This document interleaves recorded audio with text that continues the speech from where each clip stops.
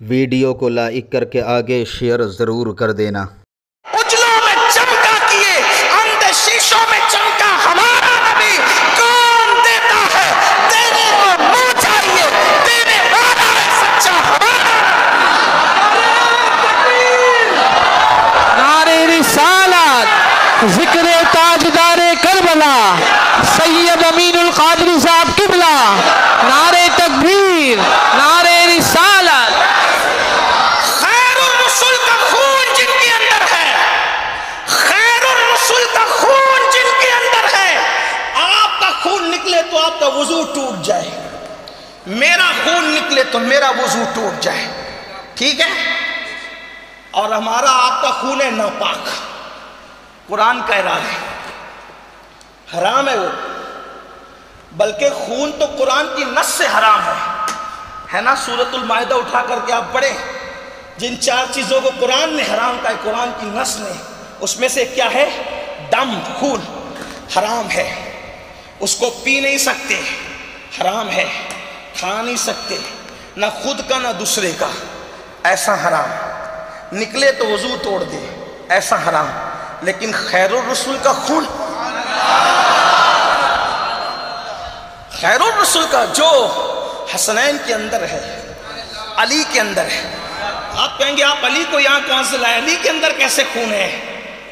آئیے ذرا مطلع القمرین جو امام اہل سنت کی کتاب ہے، اس میں میرے امام نے حدیث نقل کی، اللہ کے رسول نے فرمایا سب لوگ الگ الگ درختوں سے ہے، الگ الگ شاخوں سے ہے، آقا فرماتے میں اور علی ایک درخت کی 2 ٹہنی کا نام ہے،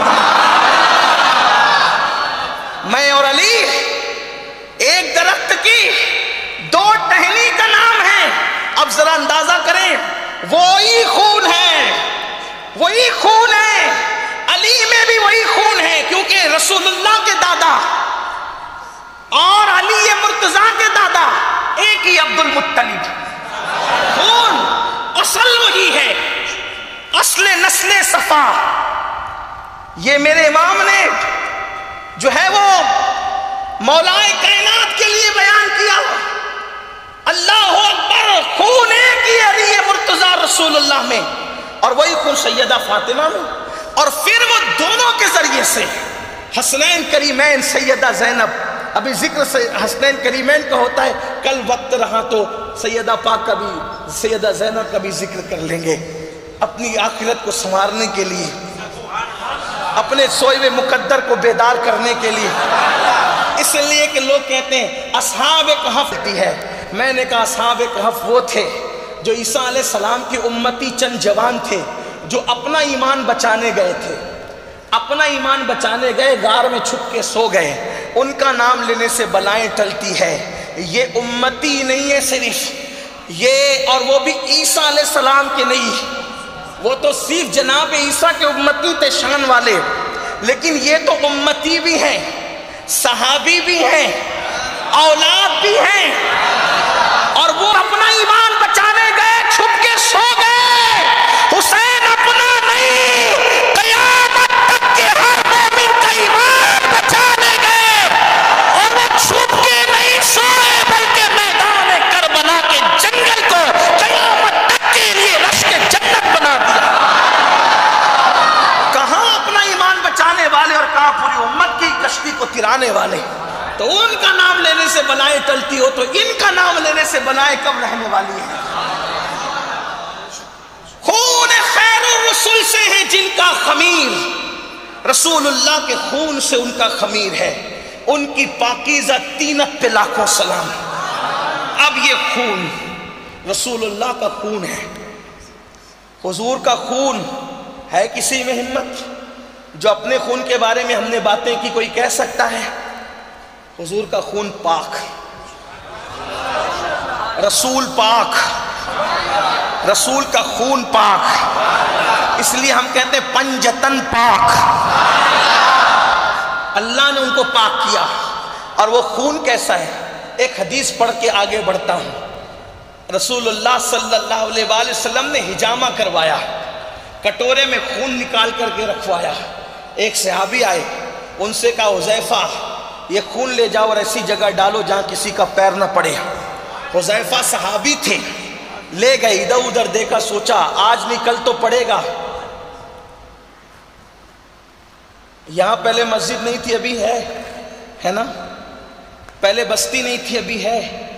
کل کون کہہ سکتا ہے کہ یہاں بستی رہے گی؟ کوئی گارنٹی؟ تو آج کہیں ڈال دوں، کل کسی نہیں پڑھنا۔ سرکار نے فرمایا شاید تو پی گیا۔ جی یا رسول اللہ پی گیا۔ حضور نے نہیں کہا توبہ کر، حرام کام کیا، خون پینا تو حرام ہے، نہیں، فرمایا تجھ پہ جہنم کی آگ حرام ہو گئی۔ جس کے پیٹ میں ایک کٹورا جائے، توجہ کریں، جس کے پیٹ میں کٹورا جائے اس پر جہنم حرام ہو جائے۔ اچھا جہنم حرام ہوگی کس سے؟ کہ اب کوئی غلطی نہیں ہوگی؟ بات سمجھ میں آتی ہے کہ نہیں؟ بھئی جہنم میں کون نہیں جائے گا؟ جو غلطی سے بچے گا، یہی تو مانا ہوا۔ دوسری چیز، حذیفہ کوئی مومن رہے یا نہ رہے لیکن تو مومن رہے گا۔ بھئی جہنم حرام ہونے کا مطلب تو یہ نکل رہا ہے نا کہ مومن رہے گا تب جنت میں جائے گا۔ غلطی نہیں ہوگی، گناہ نہیں ہوگا، کفر نہیں ہوگا، شرک نہیں ہوگا، گمراہ نہیں ہوگا۔ کیوں؟ ایک کٹورا خون چلا گیا پیٹ میں، ان سب چیزوں سے حذیفہ تو محفوظ رہے گا۔ جس کے پیٹ میں کٹورا جائے اس کی حفاظتوں کا یہ انتظام کیا جاتا ہے، اور جس کو سر کے بال سے لے کر پیر کے ناخن تک نبی کے خون سے بنایا جائے، ان کی حفاظتوں کے اہتمام کا عالم۔ نعرہ تکبیر، نعرہ رسالت، ذکر تاجدار کربلا، ذکر شان اہل بیت، سبحان اللہ سبحان اللہ۔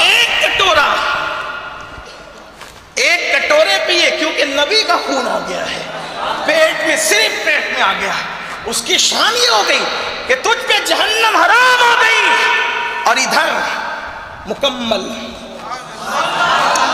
صرف مکمل نہیں، خون تو ہے ہی۔ سیاہ کی حدیث اٹھا کے دیکھیں، صحابہ کہتے ہیں حسن اور حسین رسول اللہ کے مشابہ تھے۔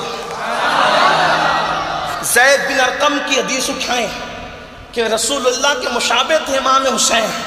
امام حسن تو بہت زیادہ مشابہ تھے، حالانکہ ایک مقام پر یہ بھی حدیث آئی ہے سر سے سینے تک امام حسن مشابہ تھے اور سینے سے پیر تک امام حسین مشابہ تھے۔ اور میرے امام اس کو یوں بیان کرتے ہیں، ایک سینے تک مشابہ، ایک وہاں سے پاؤں تک، حسن سبتین ان کے جاموں میں ہے نیما نور کا۔ اب یہ بنتے کیسے ہیں؟